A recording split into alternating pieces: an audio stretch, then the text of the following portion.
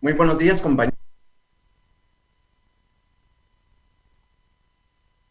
Muy buenos días, compañeros. Es para mí un placer estar nuevamente con ustedes en el curso de Derecho Procesal Civil 2, semana número 8. Como lo hicimos la semana pasada, pues vamos a dedicarle unos cuantos minutos a lo que es el video introductorio y después pues vamos a continuar porque el programa pues no nos establece lo que son los juicios orales, pero sin embargo como puntos extras para su conocimiento, pues siento importante poder desenvolver algunos juicios orales que son importantes y que son bastante común en nuestro medio, ¿verdad? Y que ustedes pues en alguna ocasión ya como profesionales pues van a estar sentados dentro de un proceso oral de alimentos, un proceso oral de división de la cosa común, y es necesario pues que vayan conociendo cada uno de esos procesos. Ahora bien, vamos a hacer punto y coma aquí y nos vamos a ir a los procesos de ejecución. Cuando hablamos de procesos, pues ya todos sabemos las clasificaciones de los procesos, de acuerdo a su estructura, de acuerdo a su subordinación, de acuerdo a su función, que es la que más nos interesa. Cuando hablamos de procesos y la clasificación por su función, pues sabemos que se dividen en procesos de conocimiento, se dividen en procesos de ejecución y proceso cautelar para algunos autores. Para algunos autores solo en procesos de conocimiento y procesos de ejecución, porque aducen que el proceso cautelar en sí no es un proceso, ¿verdad? Entonces, pues nosotros tomemos la clasificación, ¿verdad? Tripartita de conocimiento, de ejecución y cautelares. Cuando hablamos de procesos de conocimiento, pues sabemos que hay derechos controvertidos, no sabemos a quién le asiste el derecho, y la misión de esta clase de juicios, pues es mediante pruebas que el juez decida a quién le asiste el derecho. Y son los procesos que hemos venido viendo, ¿verdad? El proceso ordinario, el proceso oral, que es el que todavía estamos aquí, y el juicio sumario. Entonces, esos tres procesos, pues, se diferencian de acuerdo a las etapas, se diferencian de acuerdo a los plazos, de acuerdo a las materias que se dilucidan en cada uno de ellos. Pero su fin primordial es establecer a quién le asiste el derecho. Y ahí pues no nos perdemos las clases de sentencias, declarativas, de condena y constitutivas, ¿verdad? Ahora bien, el proceso cautelar, pues ya también sabemos cuál es su función y sabemos que es asegurar las resultas de un proceso posterior. Ese proceso puede ser un proceso de ejecución o puede ser un proceso de conocimiento. Ahora bien, los procesos de ejecución sabemos que hay ya derechos establecidos, ¿verdad? Entonces, cuando hay derechos establecidos, lo que tenemos que hacer es ejecutar esos derechos, hacer que se cumplan esos derechos. Cuando nosotros hablamos de procesos de ejecución, son todos aquellos donde hay derechos establecidos y nosotros mediante el procedimiento y mediante el título ejecutivo que tengamos, vamos a hacer que se haga valer ese derecho. Los procesos de ejecución, pues los dividimos en singulares y en colectivos. Cuando hablamos de singulares, pues tenemos lo que es la ejecución en vía de apremio, tenemos el juicio ejecutivo, que su nombre lo llaman, a veces lo llaman mal, ¿verdad? Es juicio ejecutivo común, pero en la ley solo dice juicio ejecutivo. De acuerdo a al título que tengamos, pueden ser ejecuciones de dar, ejecuciones de hacer, de acuerdo a la obligación, obligaciones de no hacer, ejecutivos de hacer, de no hacer, y también ejecutivos de escriturar.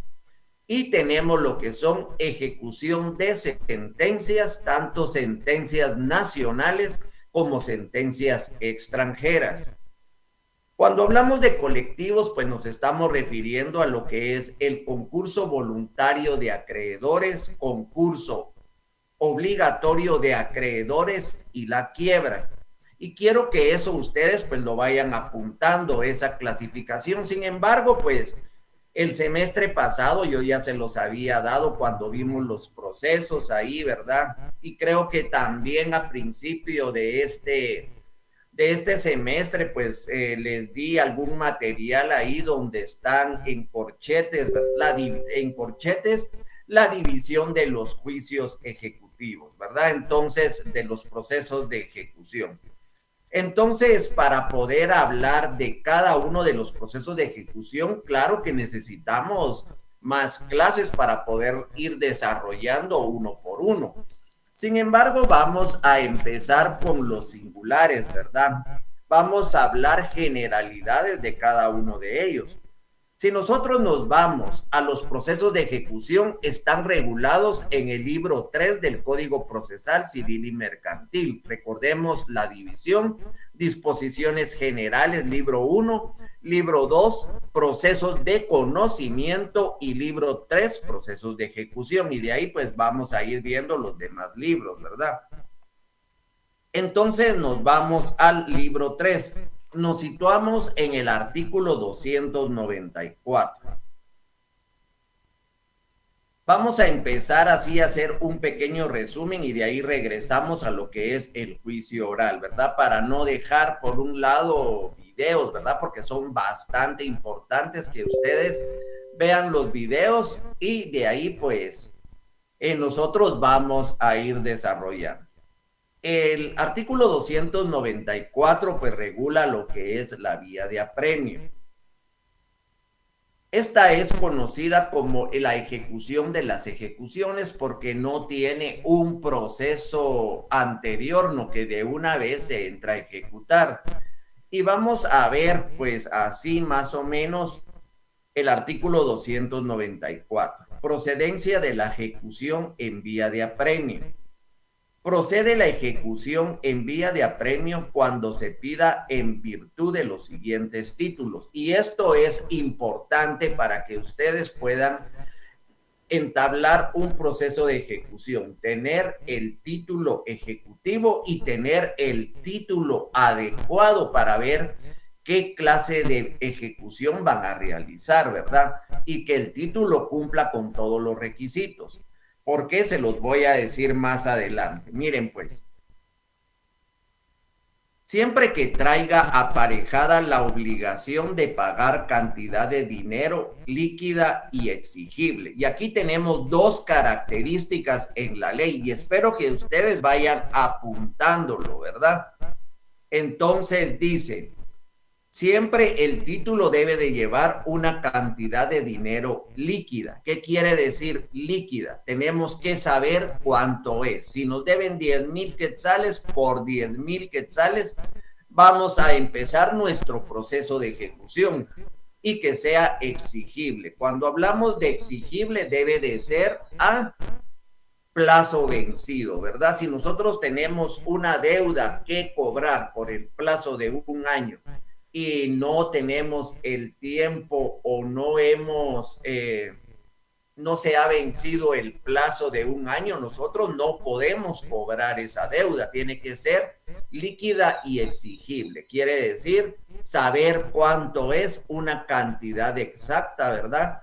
No se reputan intereses, o bueno, sí se reputan, ¿verdad? Entonces tener una cantidad líquida, ¿verdad? Si va creciendo y creciendo, pues nosotros estamos solicitando la cantidad que va en el título y así pues que sea exigible. Dentro de los títulos para la vía de apremio tenemos los que están regulados en el 294 y aquí podemos ver 7 clases de títulos, ¿verdad? Tenemos la sentencia pasada en autoridad de cosa juzgada. ¿Qué quiere decir eso? La sentencia que venga de un proceso de conocimiento. Por ejemplo, la fijación de la pensión alimenticia se lleva todo el proceso, lo vamos a ver más adelante. Se dicta la sentencia, pero el señor puede empezar a pagar desde que dictan sentencia.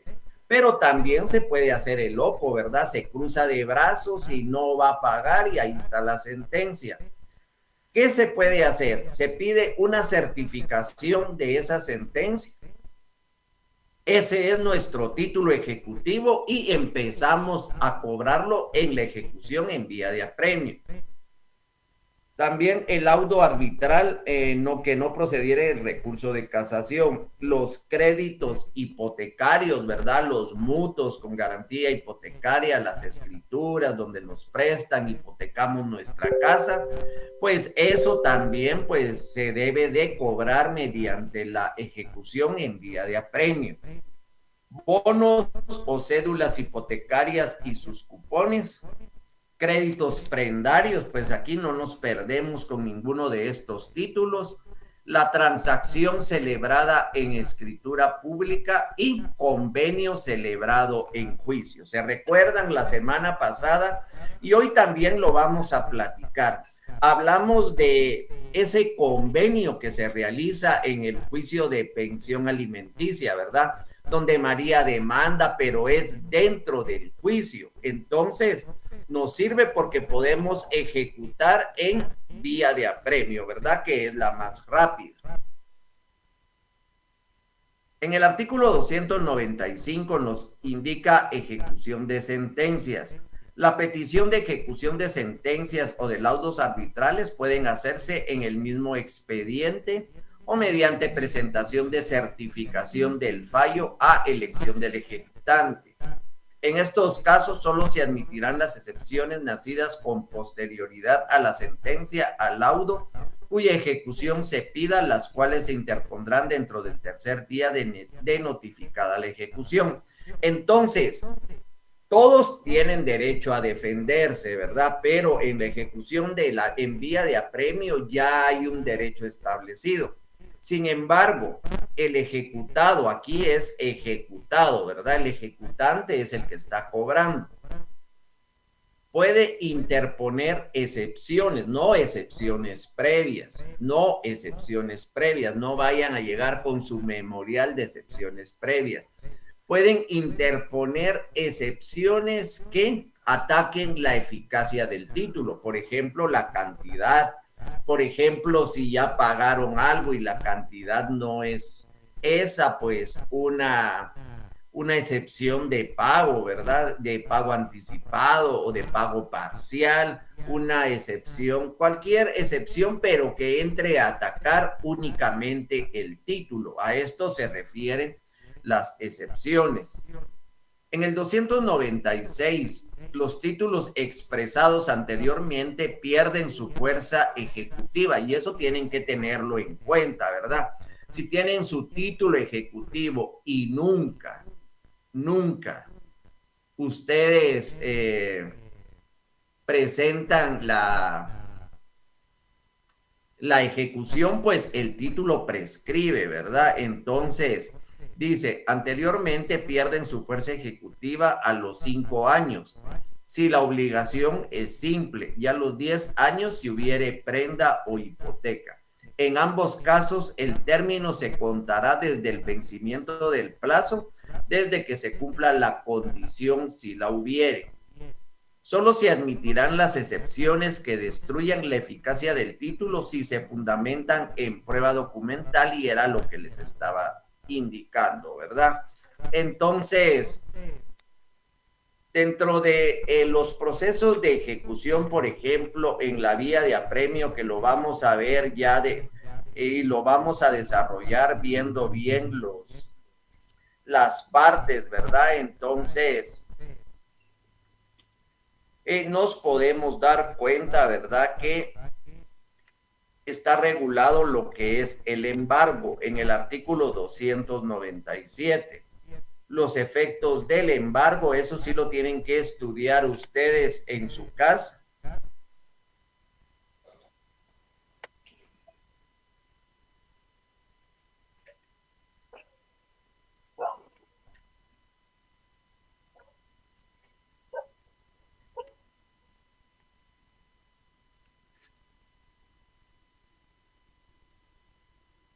cuáles son los bienes inembargables, ¿verdad? Entonces, en el artículo 306 del Código Procesal Civil y Mercantil, la ampliación, la reducción del embargo, la anotación de embargo, el embargo de sueldos que nos mandan al Código de Trabajo para que ustedes lo puedan ver.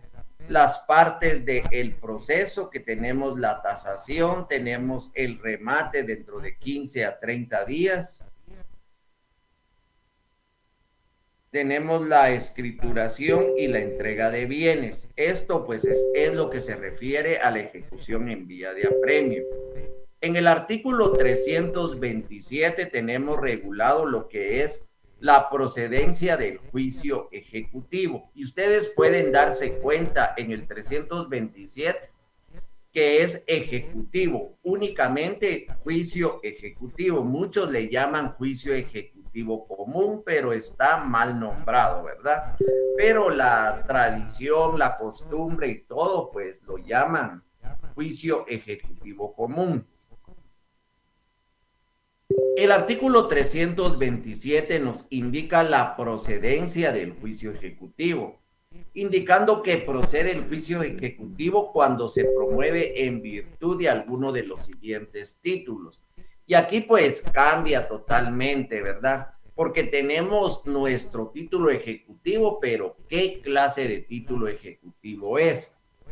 Dice, los testimonios de las escrituras públicas, por ejemplo, un contrato de compromiso, ¿verdad? Que se comprometen a hacer tal y tal cosa.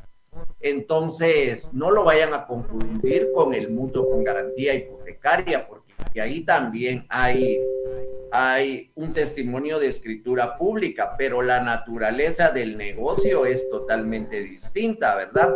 Porque ahí es una hipoteca, ¿verdad? Es una hipoteca, la hipoteca de un bien, claro que se va a demostrar con el testimonio de una escritura pública. En cambio, aquí son testimonios, pero que regulan contratos totalmente diferentes, ¿verdad? Entonces, a eso se refiere. La confesión del deudor prestada judicialmente, así como la confesión ficta cuando hubiere principio de prueba por escrito. Y estamos hablando, ¿verdad? De que él llegue y confese, ¿verdad? Que sí, pues debe eso. Entonces, esa confesión también puede hacerse como un título ejecutivo. En el inciso 3 tenemos documentos privados suscritos por el obligado o por su representante y reconocidos o que se tengan por reconocidos ante juez competente, de acuerdo con lo dispuesto en los artículos 98 y 184 y los documentos privados con legalización notarial. Y aquí también tenemos el ejemplo de la pensión alimenticia que habíamos visto la semana pasada y les decía, ese convenio celebrado ante juez competente, pero no es un convenio celebrado dentro de un juicio, sino que con un juez. Por ejemplo, que María había llegado al juzgado a decir que no le pagaban pensiones alimenticias, el juez indica, citemos al señor ya estando ahí, mire, usted no le paga, hagamos un convenio. Él, pues ahí, entre que quiere y no quiere, pues firma ese convenio. Ese convenio no es un convenio dentro de un juicio, sino que es un convenio ante juez, ¿verdad? Entonces tenemos también los documentos con legalización notarial, algunos contratos de arrendamiento que no se realizan en escritura pública, sino que se realizan en documento privado y solo el notario legaliza las firmas, pues tienen que tener cuidado porque lo único que el notario tiene que ver en esa clase de contratos es de que reconoce las firmas. Realmente las personas son las que se están comprometiendo. Si ustedes leen esa clase de contratos, dicen nosotros, Juan Pérez y Fernando Hernández, pues celebramos contrato de arrendamiento de acuerdo a las siguientes cláusulas, yo me comprometo, y lo que va a hacer el notario es legalizar las firmas únicamente. En el inciso 4 tenemos los testimonios de las actas de protocolización de protestos de documentos mercantiles y bancarios o los propios documentos si no fuere legalmente necesario el protesto. Acta notarial en el inciso 5, en la que conste el saldo que existiere en contra del deudor, el acta del saldo deudor, de acuerdo con los libros de contabilidad llevados en forma legal. Las pólizas de seguros, de ahorros y fianzas y los títulos de capitalización que sean extendidos por entidades legalmente autorizados para operar en el país y toda clase de documentos que por disposiciones especiales tengan fuerza ejecutiva.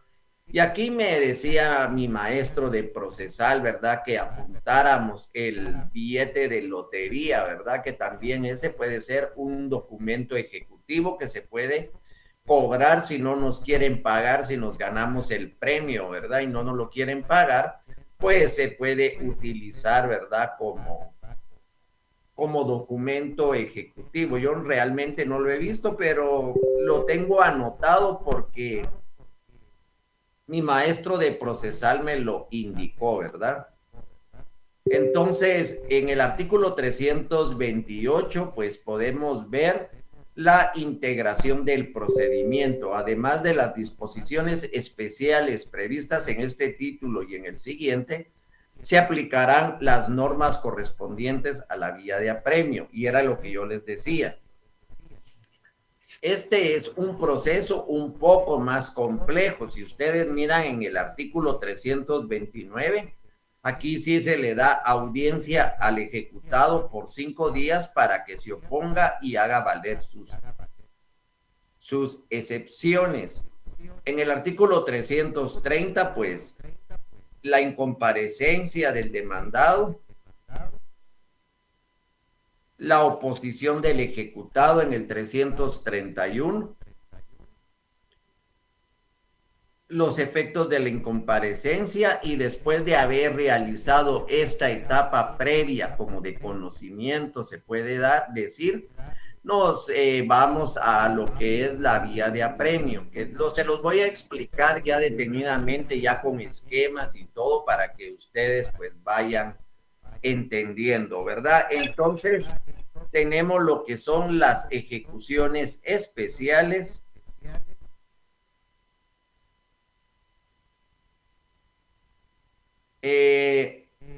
Me preguntan la diapositiva, ya no le corrió, es que no estoy utilizando diapositivas en esta explicación porque es la explicación del video introductorio. Entonces, lo que les tengo preparado son los diferentes juicios orales, ¿verdad? Entonces, no he empezado todavía con ese tema. Estamos todavía explicando el video introductorio, ¿verdad? Dentro de las ejecuciones especiales, en el artículo 336 tenemos ejecución de obligaciones de dar. Cuando la ejecución recaiga sobre cosa cierta, determinada o en especie, hay que entregar esa cosa, ¿verdad? Hay un secuestro, hay un embargo. También tenemos lo que son las ejecuciones de obligaciones de hacer. Solo se las voy a mencionar porque las vamos a desarrollar más adelante. Y tenemos las ejecuciones de la obligación de escriturar. Estas son ejecuciones especiales. Tenemos en el título 4 ejecución de sentencias y tenemos la ejecución de sentencias nacionales y tenemos la ejecución de sentencias extranjeras. Y eso también es importante, ¿verdad? Porque a veces las personas se divorcian, se casan aquí, se divorcian en Estados Unidos, dictan la sentencia y todo, y nos la mandan para acá, ¿verdad? Para que nosotros la ejecutemos, hagamos una ejecución de sentencia extranjera en el juzgado. Ya con esa sentencia, pues ya nos vamos al RENAP para que inscriban el divorcio, ¿verdad? Entonces, tenemos lo que es en los 5 incisos en el artículo 345. En el título 5 tenemos lo que son las ejecuciones colectivas y tenemos concurso voluntario de acreedores. En el 346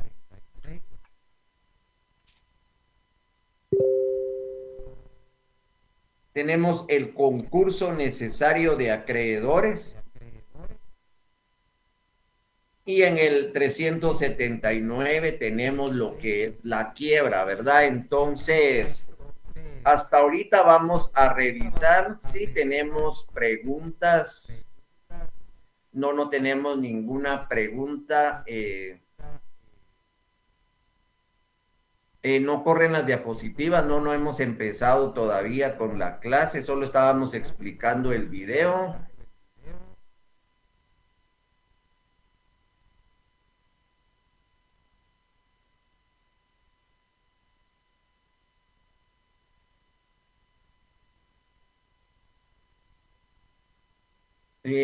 Gloria me pregunta, la clase no la encontró, va a estar disponible. Realmente eso sí no está en mis manos, ¿verdad? Yo solo pues doy la clase y realmente pues no sé si va a estar disponible o no va a estar disponible, ¿verdad? Sería de que ustedes pues lo buscaran, ¿verdad?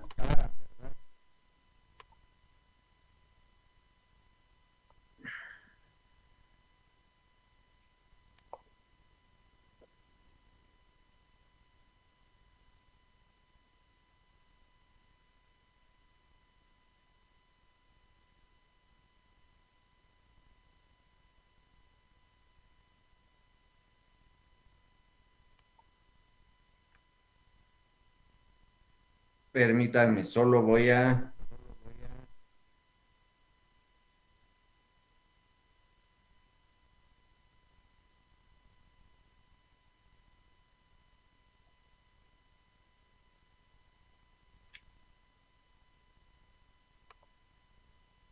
Es que solo quiero descargar el último acuerdo que teníamos.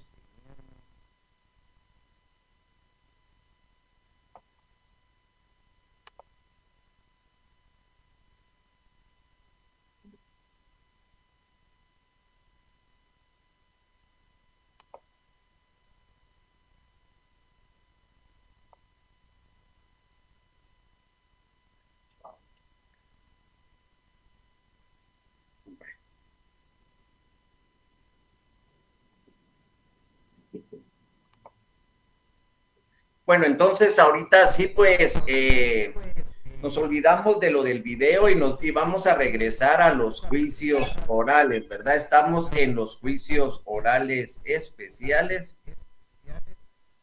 y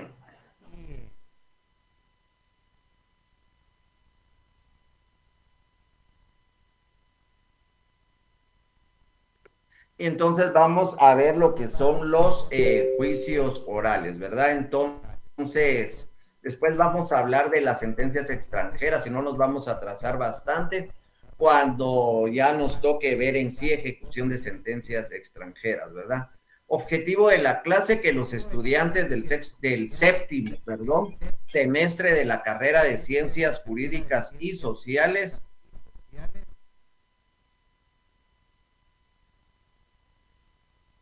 sí son títulos ejecutivos. Ese testimonio de escrituras públicas, 327. Objetivo de la clase, que los estudiantes del séptimo semestre de la carrera de Ciencias Jurídicas y Sociales de la Universidad Rural de Guatemala adquieran los conocimientos necesarios sobre las diferentes clases de juicios orales. Dentro de estos juicios, pues tenemos los del 199, juicios de menor cuantía, juicios de ínfima cuantía, juicios de fijación de pensión alimenticia, juicio de rendición de cuentas, juicio de división de la cosa común y el juicio de jactancia. Y vamos a empezar con el juicio oral de menor cuantía. Aquí les dejé algunos espacios, ¿verdad? Porque ahorita pues acaba de entrar un nuevo decreto, ¿verdad? Entonces, no sé, yo creo que todavía no ha entrado en vigencia, pero sí ya es necesario que nos vayamos familiarizando. En el Código Procesal Civil y Mercantil, este material pues lo tengo ya de algunos años, ¿verdad? Entonces van a encontrar algunos valores que ya no tienen nada que ver, pero en el código original sí están. Ustedes tienen que ir a ver los diferentes acuerdos para poder establecerlo, ¿verdad? En el Código Procesal Civil y Mercantil se regulan dos tipos de juicio oral atendiendo al valor reclamado.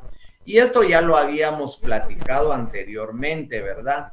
Que poníamos el ejemplo de los daños y perjuicios para poder establecer y que nos fijen ese monto, no es para cobrar, ¿verdad? Porque para cobrar, y si ya tenemos esa sentencia, nos vamos a los procesos de ejecución. Entonces, estamos hablando de establecer un monto, ¿verdad? Entonces, con ese monto que tenemos establecido, pues tenemos dos clases de juicio oral. Tenemos el juicio de menor cuantía y los juicios de ínfima cuantía. Ya sabemos que de conformidad con el artículo 7, leamos el artículo 7 del Código Procesal Civil y Mercantil.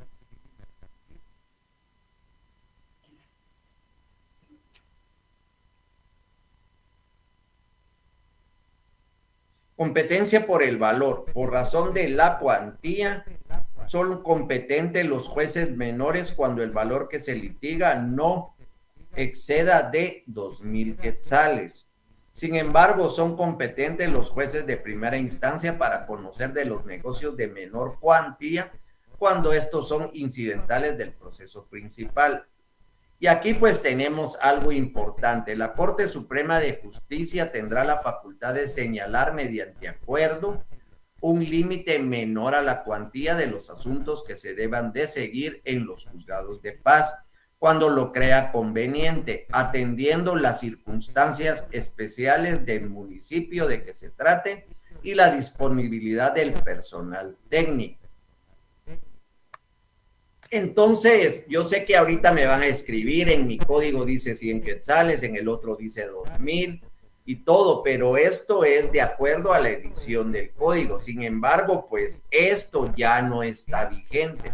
Han habido un montón de acuerdos y el último pues es el 37-2006 que se refiere a las cuantías. Por eso yo les dejé aquí en blanco para que ustedes lo llenen, ¿verdad? Por razón de la cuantía son competentes los jueces menores cuando el valor que se litiga no exceda de...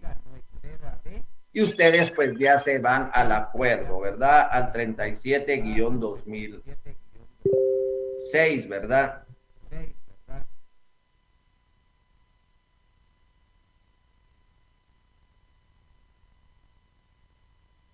Gracias por el consejo, Emiliano, lo voy a tomar en cuenta. Sin embargo, pues a mí lo que más me interesa es de que ustedes tengan un manejo de código, ¿verdad? Porque, por ejemplo, en esta diapositiva, pues hay algunos errores que yo se los puse para que ustedes con su código y con los acuerdos, pues vayan, ¿cómo se llama?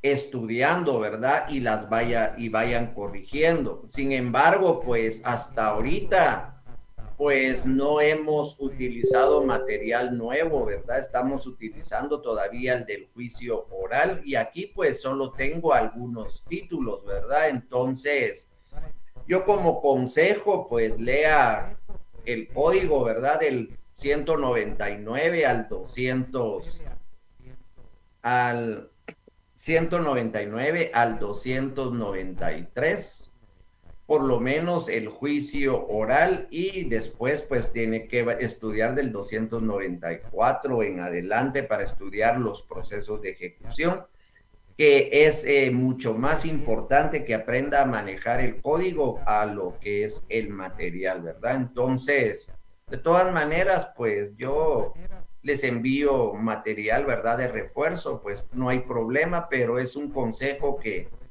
les doy, ¿verdad?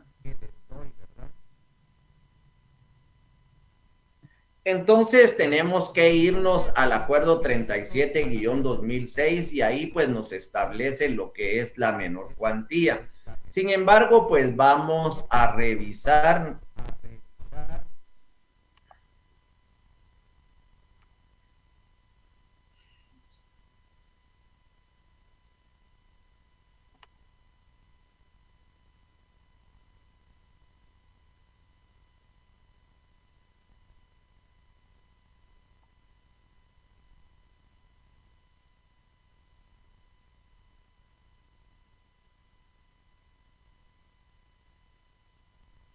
Me indican si estoy compartiendo el decreto, proyecto de ley, ¿verdad? El decreto todavía.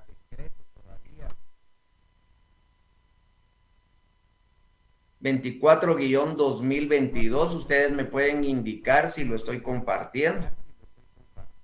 Vamos a leer así pues detenidamente.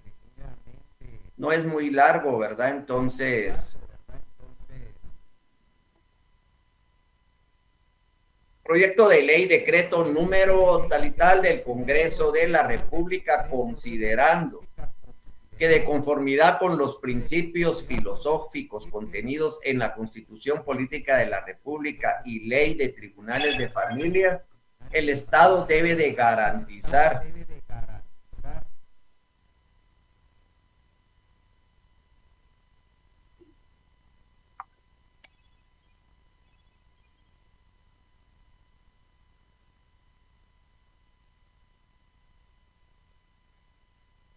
¿verdad? Entonces, el Estado, estábamos aquí, debe de garantizar la protección social, económica y jurídica de la familia como elemento fundamental de la sociedad. Por tal razón se creó la jurisdicción privativa de familia regida por normas y disposiciones para hacer posible la realización, aplicación efectiva de los derechos tutelares del núcleo familiar. Considerando que debido al incremento de la población y dada la actual cuantía, el número de procesos en los juzgados de primera instancia del ramo de familia se ha visto incrementado, lo cual ha producido atrasos que influyen negativamente en la pronta y cumplida administración de justicia, y siendo las autoridades del organismo judicial están obligadas a facilitar a la población el acceso a una justicia pronta y cumplida. Se hace necesario establecer una nueva y mejor distribución del trabajo ante los órganos jurisdiccionales respectivos. Considerando es innegable el hecho del incremento de la población, así como el costo de la vida y dada la insignificancia del límite de la ínfima cuantía ha dejado de tener efectividad toda vez que el número de procesos del ramo de familia se ha visto incrementado de manera desproporcionada, la cual redunda en atrasos de la pronta y cumplida administración de justicia, razón por la cual se hace necesario modificar el monto de la ínfima cuantía para hacer más expedito el acceso a los órganos. Considerando que habiendo hecho una revisión de la ínfima cuantía, se hace necesario modificarla a efecto que los juzgados del ramo civil, por su composición actual, puedan atender los asuntos en forma eficiente, por lo que debe de citarse las medidas. Por tanto, en ejercicio al artículo 171 literal B de la Constitución de la Constitución Política de la República de Guatemala, decreta la siguiente: reforma al Código Procesal Civil y Mercantil, decreto ley 107. Se modifica el artículo 211 y ustedes pues deberían hacer la anotación ahí, pegar el acuerdo o descargarlo, o si quieren pues cambiar ya su código, ¿verdad? Aunque no es aconsejable, miren, yo utilizo el mismo código, aunque sea viejito con el que estudiaba, ¿verdad? Solo le hago las modificaciones y ahorita pues hay que hacerle esta modificación. Juicio de ínfima cuantía. Cuando vamos a ver, cuando la cantidad que se litiga no exceda de 100 quetzales, pues esto ya está reformado a la demanda, su contestación y demás diligencias se harán de palabra, dejando constancia de ellas en un libro que se llevará al efecto, así como la resolución que se dicte en el acto. Contra esta resolución no cabe recurso alguno. Si no compareciere el demandado, el juez podrá citarlo bajo apercibimiento de tener su incomparecencia como confesión de los hechos afirmados por el actor que se hacen constar lacónicamente en acta. Lacónicamente quiere decir en una forma sencilla, en acta, y se dictará sentencia conforme al párrafo anterior. En esta clase de procesos no se grava a las partes con gastos, costas, ni honorarios de ninguna clase, ¿verdad? Entonces, aquí en el artículo 1 de este decreto, pues nos dice que tenemos que modificar el artículo 211, procedimiento. Cuando la cantidad que se litiga no exceda de 10,000 quetzales, la demanda, su contestación y demás diligencias, pues esto ya estaba establecido en la capital, se presentarán por escrito o verbalmente, en cuyo caso el secretario levantará el acta respectiva y se procederá a dictar la resolución del trámite correspondiente. El juez deberá emplazar al demandado para que comparezca a la audiencia, señalando a deducir oposición, bajo apercibimiento de que si no compareciere se tomará como rebeldía y se tendrá por ciertas las pretensiones deducidas por el actor en su demanda. Si el demandado comparece a deducir oposición una vez recibidas las pruebas en la misma audiencia en el término de 5 días, se procederá a dictar sentencia. Contra la sentencia procede el recurso de apelación. Y aquí tenemos que ver la primera modificación. Estamos en el juicio de ínfima cuantía, ¿verdad? Y lo vamos a ver detenidamente porque en el material que yo estaba exponiendo todavía indica que no hay recurso alguno. Sin embargo, pues tenemos que esperar que esto ya esté vigente totalmente, ¿verdad? Si nosotros comparamos el artículo 211,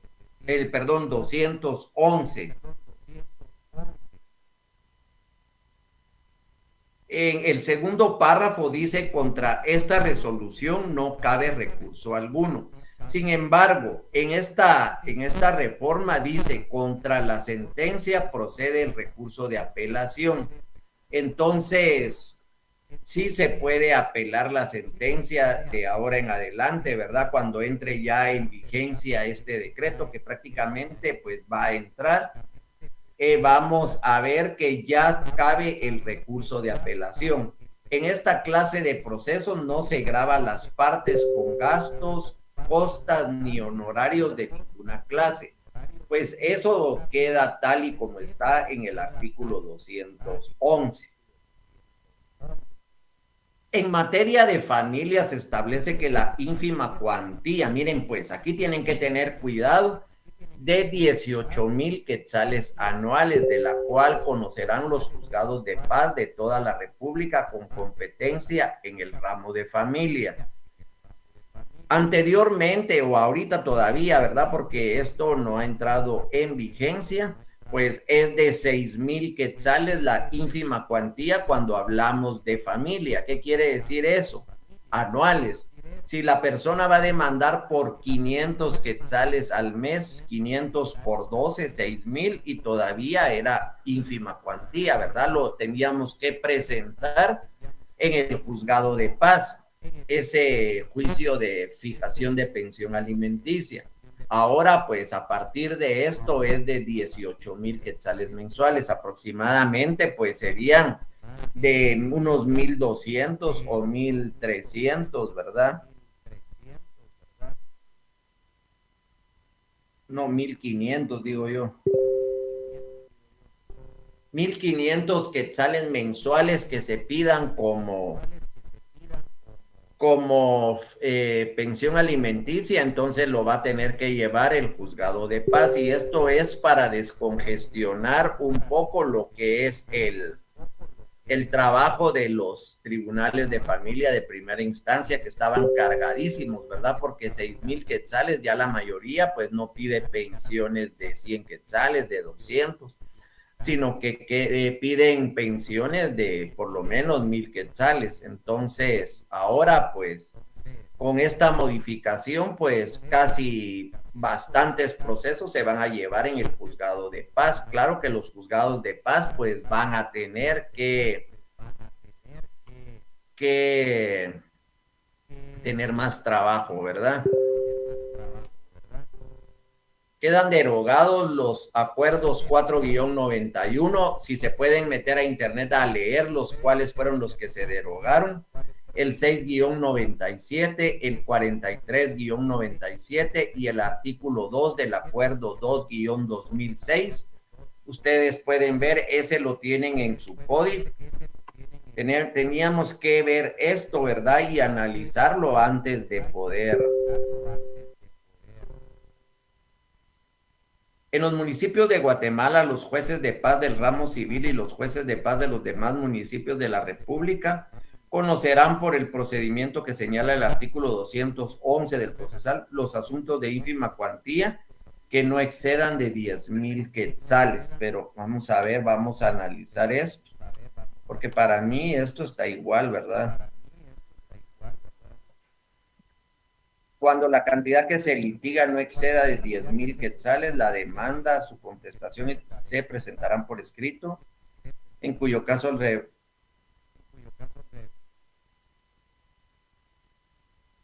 si ustedes pudieran hacer un análisis del artículo 2 del acuerdo 2-2006 y este artículo 1 del decreto 24-2022, sería bueno, ¿verdad? Porque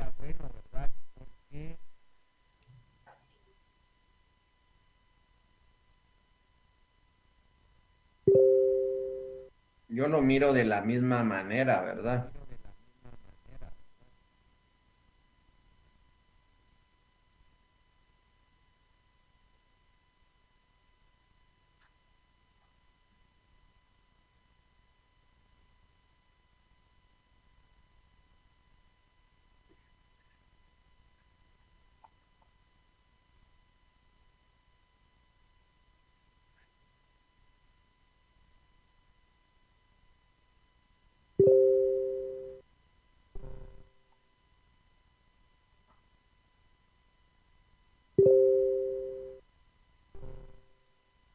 Me preguntan sobre las notas del primer parcial, si ya les había indicado que nosotros no vemos notas, ¿verdad? Entonces solo impartimos la clase. Eso tiene que ser con el departamento de evaluaciones que se tiene que comunicar. Sería bueno que se comunicara a su sede y en su sede pues le indicarán a qué correo puede escribir.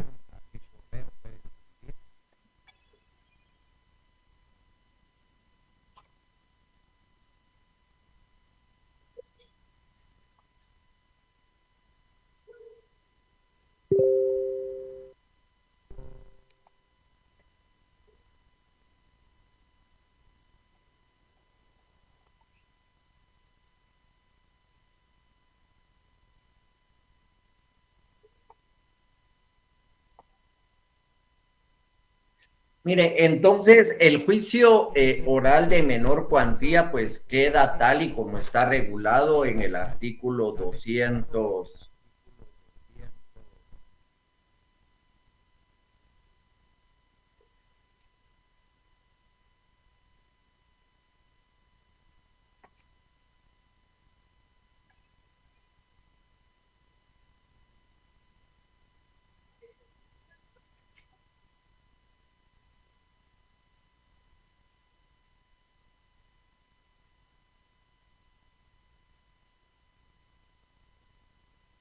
tal y como está regulado en el artículo, en el acuerdo 37 o decreto 30, acuerdo 37-2006, los mismos valores, ¿verdad? En la capital, si pasa de 50,000 quetzales, pues sería juicio ordinario. Si es de 50,000 quetzales para abajo, pues sería juicio oral. También tomando en cuenta las cabeceras, eso ya lo había explicado la semana pasada o antepasada cuando vimos las materias, pero si tienen dudas sobre eso, pues puedo pues volverles a explicar, aunque sería bueno que fuéramos avanzando, ¿verdad? Porque si no nos vamos a quedar aquí un montón de semanas y realmente pues nos vamos a atrasar bastante, ¿verdad? 37-2006, el 2-2006, ¿verdad? Y los que estaban en la presentación, sería bueno que los leyera, ¿verdad? Para ver de qué se trataban y qué entró a cambiar este nuevo. Mire, cuando hablamos de juicios de ínfima cuantía, pues ahorita ya no valdría la pena explicar tanto esto, ¿verdad? Porque ya al haber analizado el nuevo decreto 24-2022, pues nos cambia totalmente todo lo que es el juicio oral de ínfima cuantía, ya que en primer lugar, pues no cabía ningún recurso, ¿verdad? Cuando hablábamos del juicio de ínfima cuantía, y así lo teníamos hasta, bueno, todavía, ¿verdad? Hasta que entre ya en sí en vigencia este nuevo decreto. Sin embargo, pues eso de que nos hayamos atrasado un par de semanas en lo que son los temas, pues realmente pues fue bastante importante porque tuvimos la suerte de que cayera ese decreto tocando este tema, si no lo hubiéramos aprendido de otra forma, ¿verdad? Entonces, a través de este procedimiento de juicio de ínfima cuantía, pues son procesos de conocimiento de condena, porque se establece que el demandado pues logre pagar una cantidad establecida, ¿verdad? Que estamos solicitando. Estamos esperando que el juez declare esa cantidad. Entonces, ahora, de acuerdo al decreto, pues los juicios de ínfima cuantía, pues son aquellos que se llevan por una cantidad que no exceda de 10,000 quetzales. Y cuando hablamos de ínfima cuantía en familia, pues teníamos 6,000 quetzales, ahora es de 18,000 quetzales. Claro que esto es al año, ¿verdad? Entonces, conforme a las normas, el procedimiento que vamos a realizar es la demanda, la contestación y la resolución, y todas las diligencias se pueden hacer de palabra, dejando constancia en el libro que se lleva para el efecto. Aquí pues vamos a quitar de este material, no cabe recurso alguno, ¿verdad? Ya que ahora sí se puede apelar la sentencia, entonces cabe el recurso de apelación. Lo de la incomparecencia del demandado se tiene como confesión de los hechos afirmados por el actor, y aquí pues también cambia totalmente a lo que es esta presentación, ¿verdad?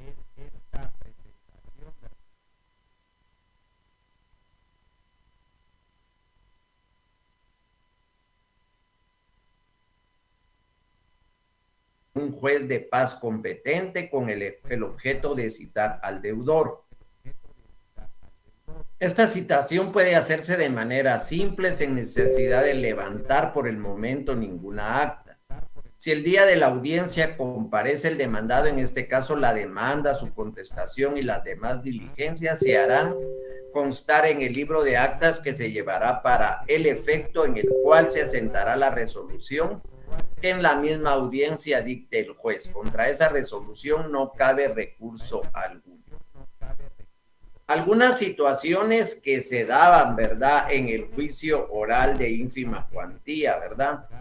Y nos decía que había una situación común y corriente, ¿verdad?, en que el titular de un crédito pequeño que no exceda de 1000, pues ahora son 10,000, acude a un juzgado de paz para que este órgano jurisdiccional cite al deudor.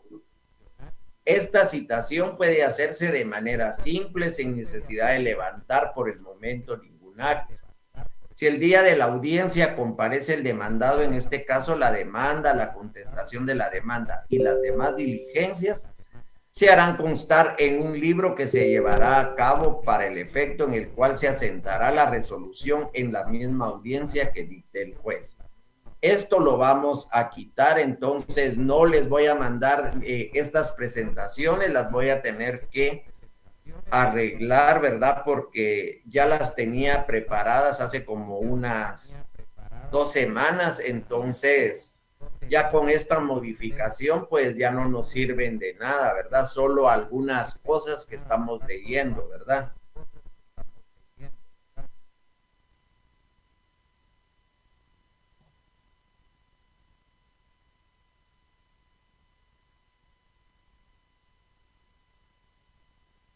Lo que sí es importante es que una vez obtenida la sentencia ya se posee título ejecutivo para proceder al embargo de bienes del deudor conforme a los procedimientos de ejecución. Los juicios de ínfima cuantía, pues esto sí quedó vigente.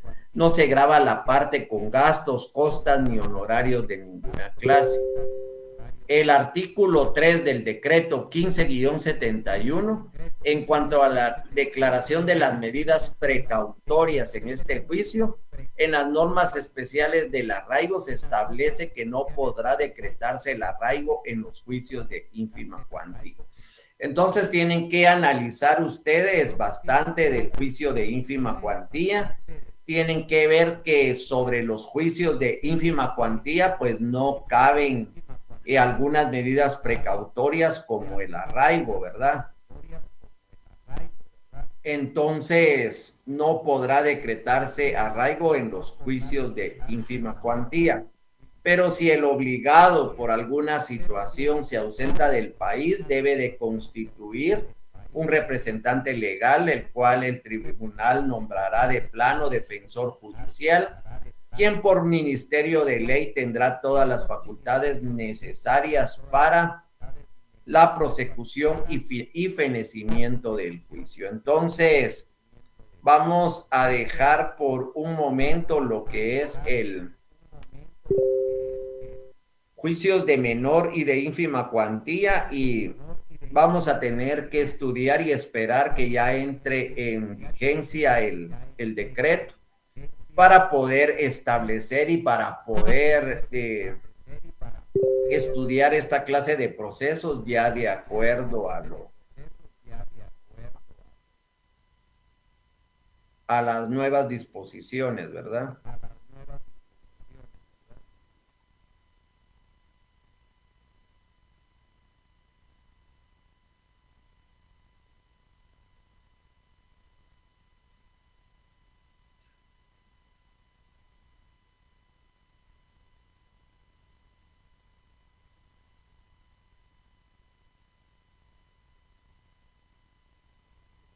Y nos vamos a colocar en lo que es el juicio oral de alimentos. Este está regulado a partir del artículo 212 y es uno de los procesos más comunes en cuanto al juicio oral, ¿verdad?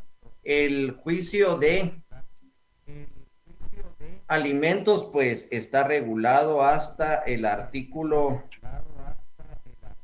216. Sin embargo, tenemos que utilizar el mismo procedimiento común que utilizamos en el juicio oral, ¿verdad? Es importante mencionar que anteriormente en la ley o en el Código de Enjuiciamiento Civil y Mercantil, Decreto Legislativo -2009, pues el juicio de alimentos en el anterior, antes del Código Procesal Civil y Mercantil actual, pues anteriormente se tomaba el juicio de alimentos como un juicio sumario y estaba regulado del artículo 791 al artículo 799. En el código vigente, o sea, el decreto ley 107, se le incluyó dentro de los juicios orales y tuvo fundamentales variables, regulado, como ya lo dije, del artículo 212 al artículo 216. Sin embargo, en el Código Civil tenemos que leer los artículos 278 al artículo 292 y este juicio se tramita ante la jurisdicción privativa de familia, o sea, ante los tribunales de familia, conforme al decreto ley 207 del 7 de mayo del 1964. Entonces, démosle una leidita a lo que es el Código Civil, por favor, del artículo 278 al artículo 292.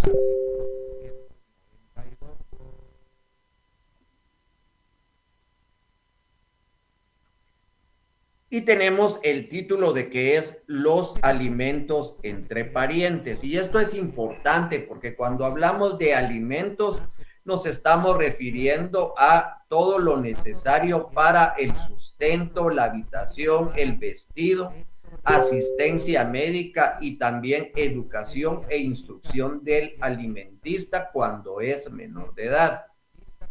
O sea que en el artículo 278 nos está dando el concepto de alimentos. En el artículo 279 nos indica: los alimentos han de ser proporcionados a las circunstancias personales y pecuniarias de quien los debe y de quien los recibe, y serán fijados por el juez en dinero. El obligado se le puede permitir que los alimentos los preste de otra manera cuando a juicio del juez medien razones que los justifiquen. Entonces, ¿qué quiere decir este artículo? Que debe de ser proporcional a quien los dé y a quien los recibe. Entonces, tenemos que ver en primer lugar los ingresos de la persona, la vida social y económica que lleve tanto el que va a dar los alimentos como el que los va a recibir, porque no se va a poner la misma pensión de un señor pues que es un empresario, tiene varias empresas, su hijo pues tiene clases estudia en un colegio de 1,000, 2,000, 3,000 quetzales mensuales. Entonces el monto que se le va a poner de alimentos debe de ser proporcional a la vida que lleve el alimentista como el alimentado, ¿verdad? En el artículo 280 dice: los alimentos se reducirán o aumentarán proporcionalmente según el aumento o disminución del que sufran las necesidades del alimentista y la fortuna del que hubiere de satisfacerlos. Puede que las circunstancias cambien, por eso el proceso de alimentos se puede decir que es una sentencia que se puede modificar, ¿verdad? Tenemos sentencias de cosa juzgada formal y de cosa juzgada material. Unas pues se pueden modificar después, hay sentencias que ya no se pueden modificar, pero la de alimentos sí, ¿verdad? Se puede pedir sobre la sentencia un aumento de pensión, una disminución de la pensión de acuerdo a las circunstancias, de acuerdo a cómo vaya cambiando cada una de las circunstancias, ¿verdad?, que pueda tener el alimentista o el alimentado. El 281, alimentos se deben en la parte en que los bienes y el trabajo de alimentos no alcance a satisfacer sus necesidades. No es renunciable ni transmisible a un tercero ni embargable el derecho de alimentos. Esto es importante. Tampoco puede compensarse con los que el alimentista deba al que deba prestarlos. Podrán, sin embargo, compensarse, embargarse y renunciarse y enajenarse las pensiones alimenticias atrasadas. En el 283, ¿quiénes están obligados a prestar alimentos? Están obligados recíprocamente a darse alimentos los cónyuges. Eso pues ya lo sabemos, ¿verdad? Media vez estén casados y divorciados también, pero que no se casen con terceras personas, pues están obligados a darse alimentos, indica los cónyuges, no dice el cónyuge a la cónyuge, ¿verdad? Sino que también puede ser la cónyuge al cónyuge. Los ascendientes quiere decir a los padres, los descendientes y hermanos, ¿verdad? También se les puede solicitar fijación de pensión alimenticia. Cuando el padre, por sus circunstancias personales y pecuniarias, no estuviere en posibilidad de proporcionar alimentos a sus hijos y la madre tampoco pudiere hacerlo, tal obligación corresponde a los abuelos paternos de los alimentistas por todo el tiempo que dure la imposibilidad del padre de estos. Cuando recaiga sobre dos o más personas la obligación de dar alimentos, se repartirá entre ellas el pago en cantidad proporcionada. Por ejemplo, que los abuelos tengan a los hijos y quieran demandar a la mamá y al papá para una fijación de pensión alimenticia, entonces a eso se refiere este artículo 284, cómo se debe de proporcionar, ¿verdad? Cuando dos o más alimentistas tuvieran derecho de ser alimentados por una misma persona y éste no tuviere fortuna bastante para atender a todos, lo prestará en el orden siguiente: a sus cónyuges, a los descendientes, ascendientes, a los hermanos.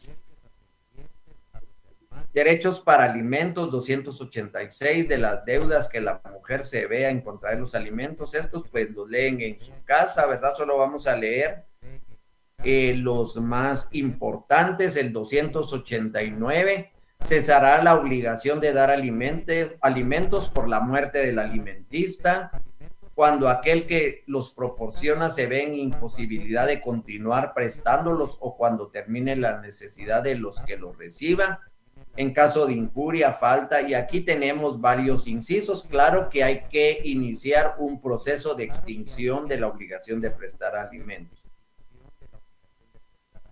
El 290, cuando han cumplido 18 años, ellos ya no pueden exigir alimentos, y cuando se les ha asegurado la subsistencia hasta la misma edad.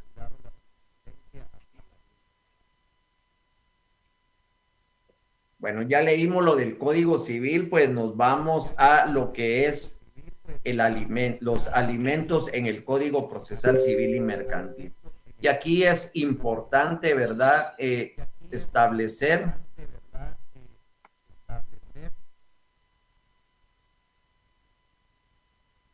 miren pues, en el artículo 212 nos dice título para demandar. El actor presentado con su demanda el título en que se funda que puede ser, y aquí miremos más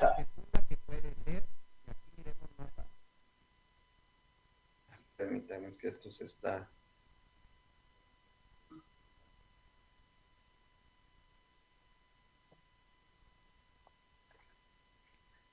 Todo proceso de alimentos se va a iniciar con una demanda. La demanda pues debe de llenar los mismos requisitos que indica el artículo 201 del juicio oral, que son los requisitos de las demandas que hemos visto: 61, 106, 107, el 79. Cuando llena todos los requisitos, pues se debe de interponer en el juzgado. Sin embargo, pues hay una característica especial regulada en el artículo 212, que es el título para demandar.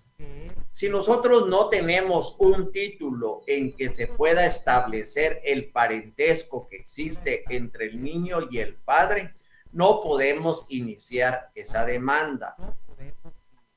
Aunque los niños sean la fotografía del papá, sean idénticos, sea una fotocopia, pero no están reconocidos, entonces no se puede iniciar un proceso de pensión alimenticia.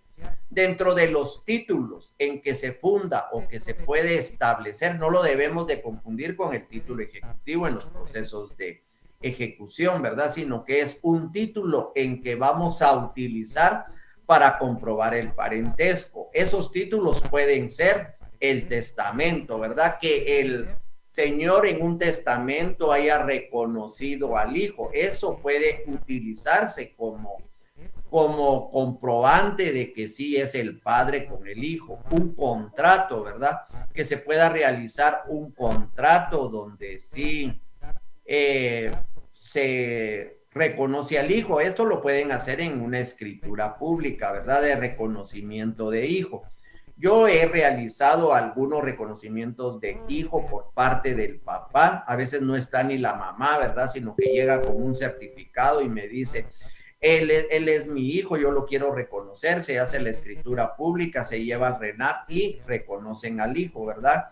Para poder prestar esa obligación de prestar alimentos.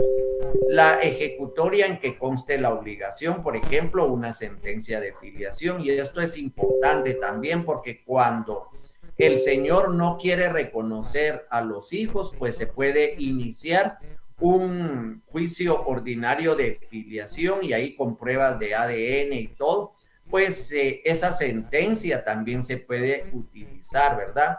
Y los documentos justificativos del parentesco. Aquí podemos mencionar los certificados de nacimiento extendidos por RENAP. Entonces, eso está regulado en el artículo 212, que son los títulos para demandar. Entonces, su demanda y debe de estar acompañada con los títulos, ¿verdad? Para poder presentarla en el juzgado. En el artículo 212 también se presume, ¿verdad? En el segundo párrafo, se presume la necesidad de pedir alimentos mientras no se pruebe lo contrario. Por lo que para entablar la demanda de alimentos basta presentar cualquiera de los títulos anteriormente mencionados para que el juez le dé trámite, con base en la presunción legal de la necesidad que se encuentra el alimentista de pedir alimentos. ¿Qué quiere decir esto? Que si la señora no demanda y pasan 15 años y no demanda, pues se presume que no tuvo la necesidad de pedirlos. No puede ocurrir aquello de que demando cuando tenga 17 años para que me paguen todos los años anteriores. Eso es una idea que tienen muchas personas y realmente no sucede así, porque estamos hablando de un proceso de conocimiento, un proceso de fijación de pensión alimenticia. Aparte es cuando ya está fijado y ya tenemos una sentencia y la queremos cobrar, ¿verdad? Que como les decía, en los procesos de ejecución ya tenemos esa sentencia, ya está fijada la cantidad, pero aquí lo que se va a tratar es de fijar la cantidad. El demandado pues ya sabe que media vez hay un título que justifique el parentesco, él tiene que pagar pensión alimenticia. Ustedes como abogados le tienen que decir al cliente, si es el varón, mire, usted tiene que pagar pensión alimenticia. Yo lo que puedo hacer es tratar de disminuirla de acuerdo a sus gastos, de acuerdo a lo que usted gana, de acuerdo a tantas situaciones. Se le puede disminuir, ¿verdad? Lo que sí no puedo hacer es quitarle totalmente la obligación de prestar alimentos.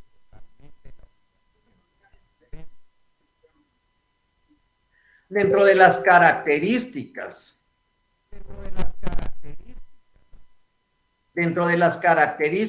especiales del juicio de alimentos tenemos en el artículo 213 lo que es la pensión provisional, y ustedes en su demanda, miren, es necesario que ustedes consigan en los juzgados. Miren, yo les daba ese material, pero yo me imagino que ni siquiera han leído las demandas. Cuando teníamos pues clases presenciales cada tema, pues les decía, vayan al juzgado, vayan con abogados, vayan a donde sea y consigan copia de una demanda de fijación de pensión alimenticia, un decreto y todas las cosas, y ustedes pues redáctenlo a mano.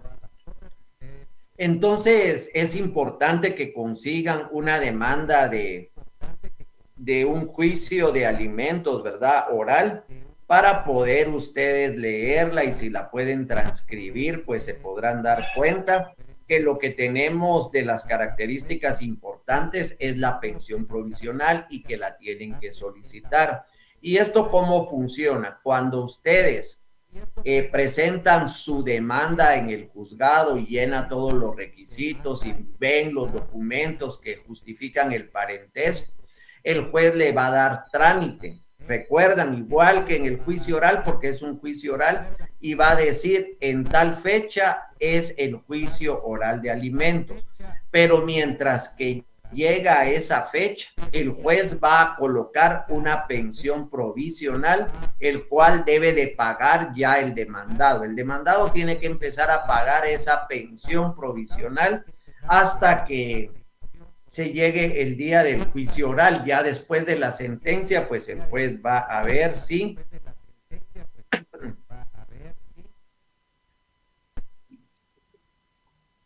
el juez va a ver si la disminuye o la aumenta, ¿verdad? Entonces, hasta aquí pues no tengo ninguna pregunta, ¿verdad? No sé si estamos bien.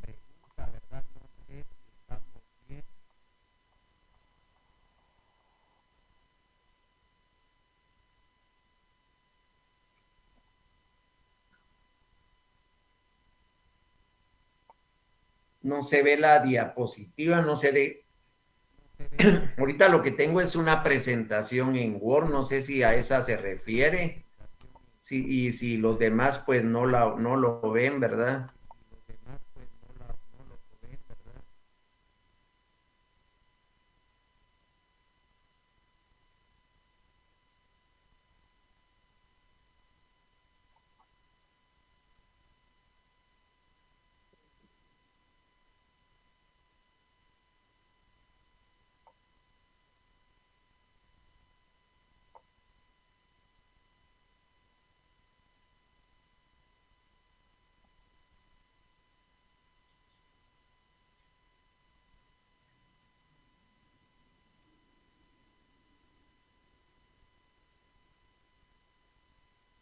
Miren, me pregunta aquí un compañero, ¿procede el juicio oral de menor cuantía en el municipio en un municipio del departamento de Guatemala, por ejemplo, si una persona le prestó a otra 1.550 quetzales hace 4 años, pero el acuerdo del préstamo fue verbalmente y que la persona ya no lo recuerda qué día fue el hecho?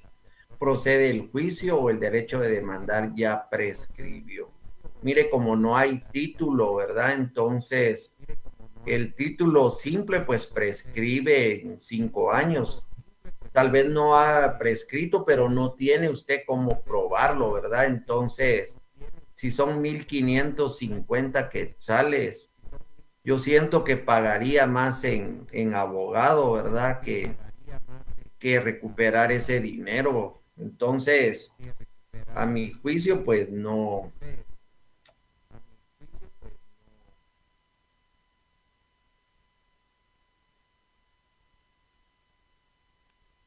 Aquí un compañero me escribe también que los artículos 279 al 280 le aparecen derogados, que yo hice en mención, no porque yo estaba leyendo el Código Civil, no el Código Procesal Civil. Estábamos leyendo lo referente a los alimentos que están en el Código Civil, ¿verdad? Entonces ahí estamos bien.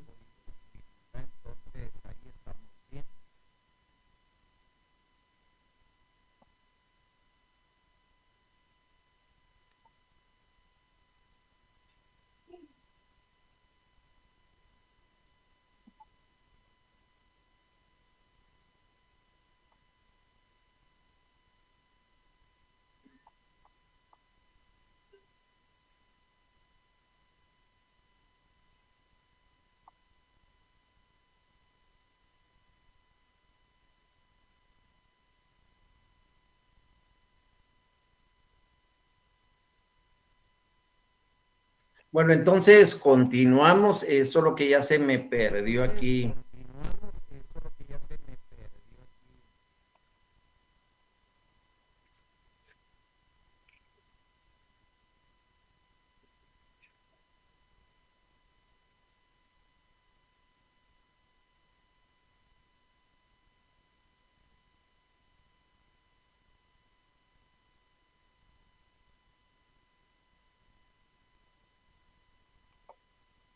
Bueno, entonces presentan y se van a juicio oral, ¿verdad? Entonces, la pensión provisional que estábamos platicando en el artículo 213,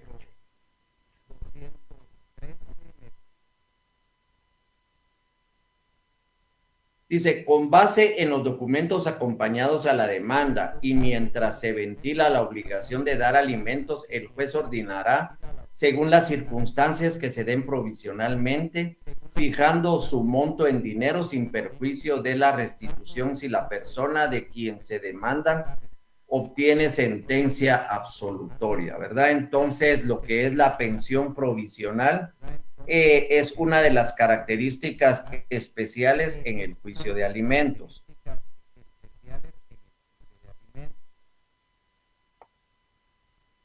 Prueba, dentro del procedimiento especial del juicio oral de alimentos, pues prácticamente es el mismo procedimiento del juicio oral que vimos la semana pasada, ¿verdad? Las mismas etapas dentro de la audiencia, presentada la demanda y llenando los requisitos, ya nos colocan pensión provisional y tenemos que ir a la audiencia de juicio oral. Dentro de la audiencia de juicio oral, pues ya sabemos cuáles son las etapas, ¿verdad? La verificación de las partes, la conciliación. Si llegan a conciliación, pues es importante que ahí se termine el proceso y si no llegan a ninguna conciliación, pues sigue el proceso con la ratificación, ampliación o modificación de la demanda. Y si modifica o amplía, pues ya sabemos que se suspende o el demandado contesta, o si el juez lo prefiere, suspende la audiencia y pone una nueva fecha para la contestación. Si solo ratifica y contesta la demanda, pues se va a la etapa de proposición de la prueba y de una vez el diligenciamiento de la prueba, ¿verdad?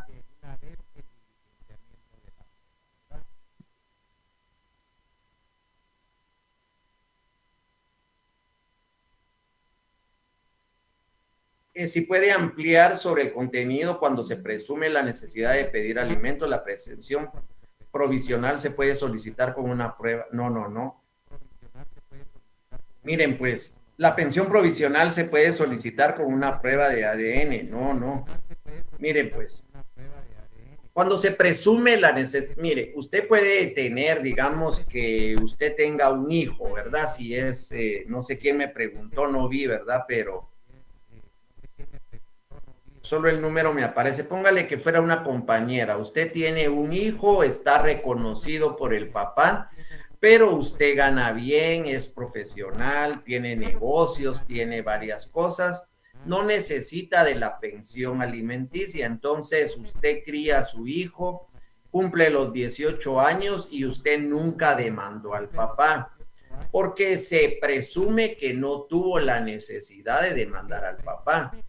Sin embargo, usted tiene un buen trabajo, es profesional y el niño tiene 6, 7 años, usted no ha demandado, pero de ahí cambian las circunstancias, pierde su trabajo, quiebran las empresas y tanta cosa, ¿verdad? Entonces demanda al papá para para una pensión alimenticia. Entonces, desde ahí se presume, ¿verdad?, que usted tiene la necesidad de demandar. Si lo hace a los 15 años, pues hasta esa fecha se presume que tuvo la necesidad de demandar.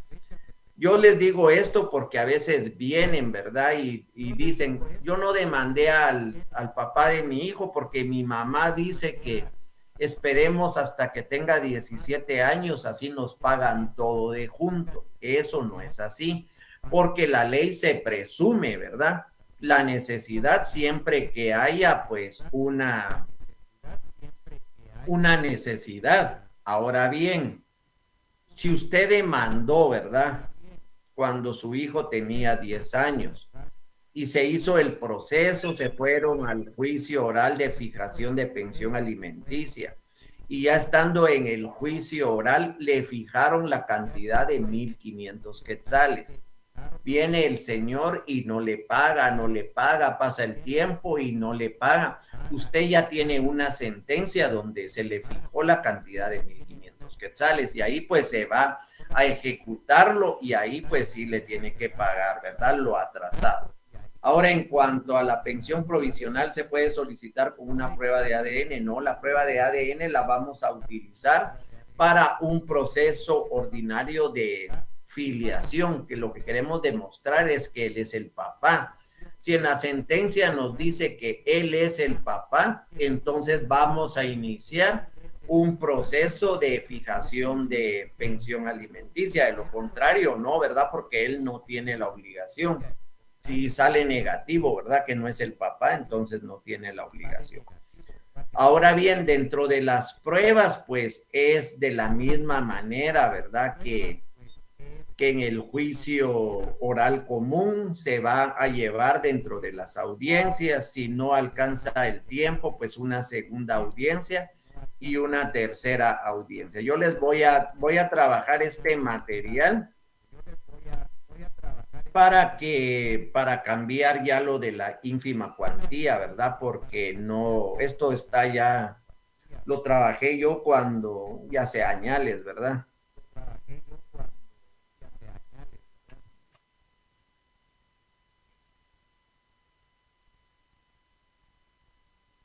En el artículo 214 también es importante. El demandante podrá pedir toda clase de medidas precautorias, las que se ordenarán sin más trámite, sin necesidad de prestar garantía.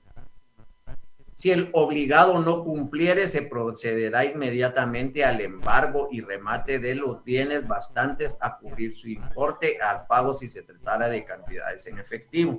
Y esto es importante porque recuérdense ustedes que en el proceso cautelar se puede solicitar como proceso o como medida.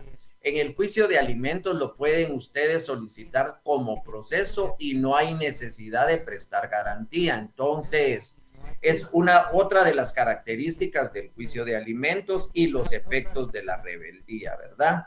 Que está en el 215. Si el demandado no concurriere a la primera audiencia y no contestare por escrito la demanda, el juez lo declara confeso en las prestaciones del actor y también pues lo declara rebelde. Ustedes levantan la palabra, si no, levantan la mano, si no llega, solicitan la palabra y le dicen al juez que como consecuencia de que no está presente el demandado, pues solicita que se le declare rebelde y en consecuencia se le declare confeso, ¿verdad? Esta es una de las características especiales del juicio de alimentos, ¿verdad? Que la rebeldía equivale a la confesión.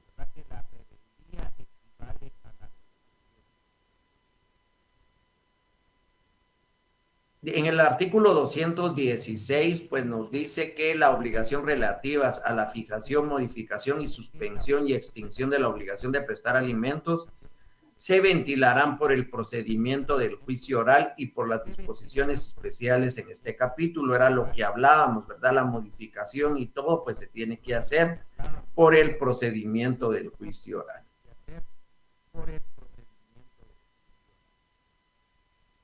Entonces, miren, lo vimos demasiado rápido. Si tienen dudas, pues me las pueden hacer llegar. La otra semana, pues unos 5 minutos para terminar los procesos orales. Entramos de una vez al sumario, a las clases de sumario, para podernos poner al día, ¿verdad? Y